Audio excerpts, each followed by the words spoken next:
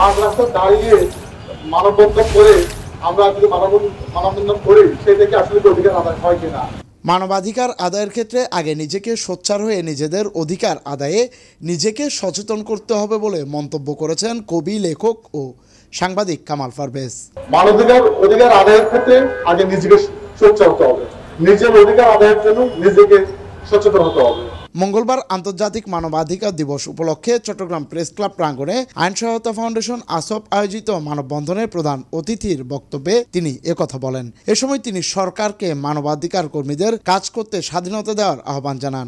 আমাদের দাবি একটাই, সেটা হচ্ছে যে এই মানবাধিকার সংগঠনগুলোকে কাজ করার জন্য এবং তারা মাঠ পর্যায়ে কাজ করার জন্য তাদের স্বাধীনতা খর্ব না হয়ে যাবে সেদিকে দৃষ্টি দিতে হবে এবং মানবাধিকার সংগঠনকে পূর্ণাঙ্গ স্বাধীনতা দিতে হবে, যাতে মানবাধিকার সংগঠনগুলো তাদের নিজস্ব গতিতে তারা কাজ করতে পারে।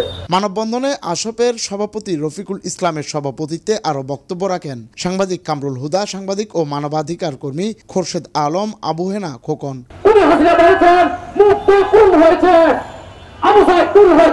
আমি মনে করি 2000 খুনের প্রমাণ বেশি কিছু দরকার নয়, একটি খুন দিয়ে তার ফাঁসি নিশ্চিত করতে হবে।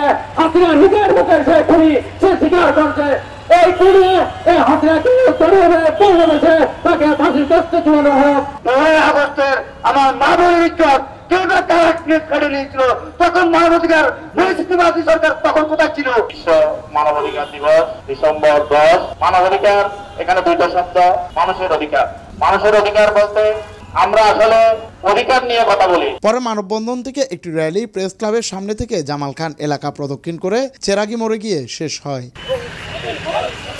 Desk report, Chattogram news.